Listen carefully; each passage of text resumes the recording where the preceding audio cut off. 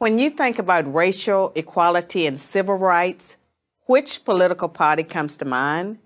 The Republicans or the Democrats? Most people would probably say the Democrats, but this answer is incorrect.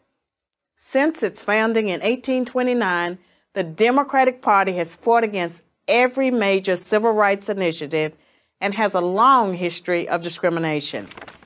The Democratic Party defended slavery, started the Civil War, opposed Reconstruction, founded the Ku Klux Klan, imposed segregation, perpetrated lynchings, and fought against the Civil Rights Acts of the 1950s and 1960s. In contrast, the Republican Party was founded in 1854 as an anti-slavery party. Its mission was to stop the spread of slavery into the new Western territories with the aim of abolishing it entirely. This effort, however, was dealt a major blow by the Supreme Court in the 1857 case Dred Scott versus Sandford. The court ruled that slaves aren't citizens, they're property. The 7 justices who voted in favor of slavery, all Democrats. The 2 justices who dissented, both Republicans. The slavery question was, of course, ultimately resolved by a bloody civil war. The commander-in-chief during that war was the first Republican president, Abraham Lincoln, the man who freed the slaves. 6 days after the Confederate Army surrendered, John Wilkes Booth, a Democrat, assassinated President Lincoln. Lincoln's vice president, a Democrat named Andrew Johnson, assumed the presidency. But Johnson adamantly opposed Lincoln's plan to integrate the newly freed slaves into the South's economic and social order.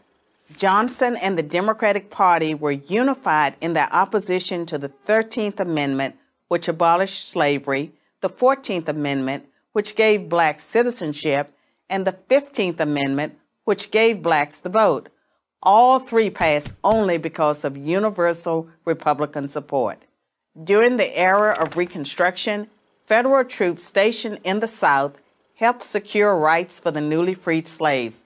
Hundreds of black men were elected to Southern state legislatures as Republicans, and 22 black Republicans served in the U.S. Congress by 1900. The Democrats did not elect a black man to Congress until 1935.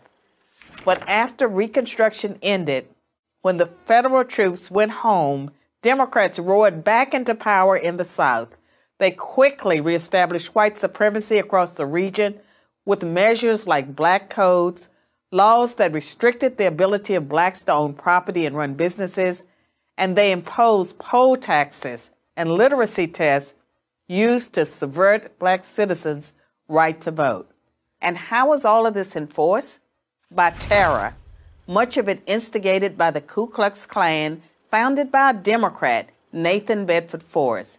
As historian Eric Foner, himself a Democrat, notes, in effect, the Klan was a military force serving the interests of the Democratic Party.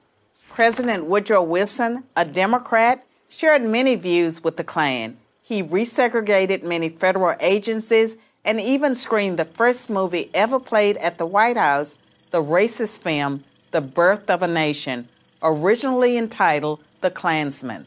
A few decades later, the only serious congressional opposition to the landmark Civil Rights Act of 1964 came from Democrats. 80% of Republicans in Congress supported the bill, less than 70% of Democrats did. Democratic senators filibustered the bill for 75 days until Republicans mustered the few extra votes needed to break the logjam. And when all of their efforts to enslave blacks, keep them enslaved, and then keep them from voting had failed, the Democrats came up with a new strategy. If black people are going to vote, they might as well vote for Democrats, as President Lyndon Johnson was purported to have said about the Civil Rights Act. I'll have them voting Democrat for 200 years. So now, the Democratic Party prospers on the votes of the very people it has spent much of its history oppressing. Democrats falsely claim that the Republican Party is the villain, when in reality, it's the failed policies of the Democratic Party that have kept blacks down. Massive government welfare has decimated the black family. Opposition to school choice has kept them trapped in failing schools. Politically correct policing has left black neighborhoods defenseless against violent crime. So when you think about racial equality and civil rights, which political party should come to mind? I'm Carol Swain, professor of political science and law at Vanderbilt University for Prager University. Thanks for watching. To keep our videos free, click here